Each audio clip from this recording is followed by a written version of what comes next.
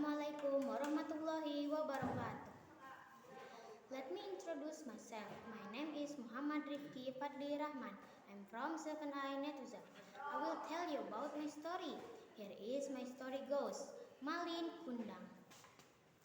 Long time ago, there was a woman lived in a village in Sumatra. She lived with her son, Malin Kundang. Her husband was died. Although she was very poor, she lived happily because she was a religious mother. She always expressed thanks to God for everything she got. But Malin Kundang wasn't satisfied with such life. He wanted to be rich. He didn't want to stay with his mother in poverty all his life. Working in a big city and being a rich man was his obsession. One day, there was a merchant ship dropped anchor at the harbor near his village. The captain of the ship was looking for new recruits for his crew. Malin Kundang heard this and he asked her mother, "Mother, I'm boring to live here. I want to apply to be crew of the ship." His mother said, "But you must be careful and always remember me." And Malin Kundang became the crew of the ship.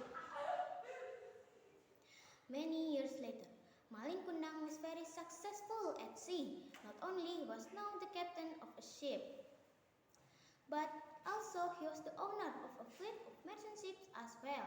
He had become a very rich man. But he was very boss of himself and very close-fisted. He never sent his mother a letter or money. He never visited her as well. One day, Malin Kundang traded back from other islands, bringing his new, big and very expensive ship. A lot of people gathered in the harbor when it dropped anchor.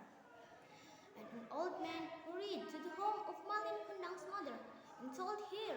He cried, old mother, your son has returned. He is the captain of a splendid ship that has dropped anchor in the harbor.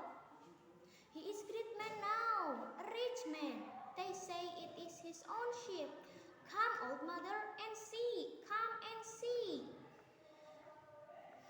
She was very cheerful, knowing that her son come back. Malin Kundang's mother could hardly believe the news.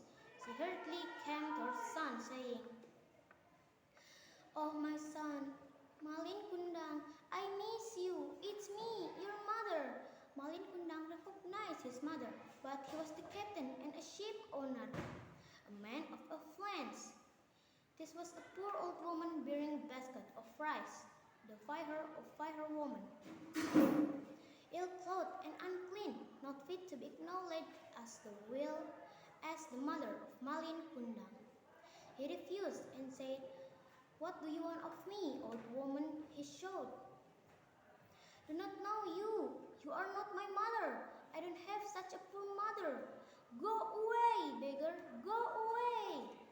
Malin Kundang's mother was very sad to hear that. She didn't imagine how it would happen. She was very disappointed.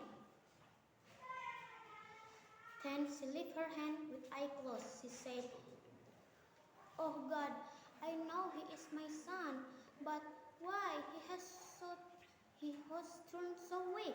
Please don't let this weakness continue. Punish him as you wish." Malin Kundang entered the ship, leaving his mother at the harbor. He intended to travel again with new ship. But suddenly the sky was dark and rained heavily. Heavy storms started to stuck the ship. Malin Kundang terrified and cried, "Oh God, I know what a deadly sin I have committed against my mother. Please forgive me." But it was too late. This time there was no forgiveness. The ship capsized and turned into a great rock. Malin Kundang could enjoy his life anymore. That's all my story of Malin Kundang. Thanks for your attention. Wassalamualaikum warahmatullahi wabarakatuh.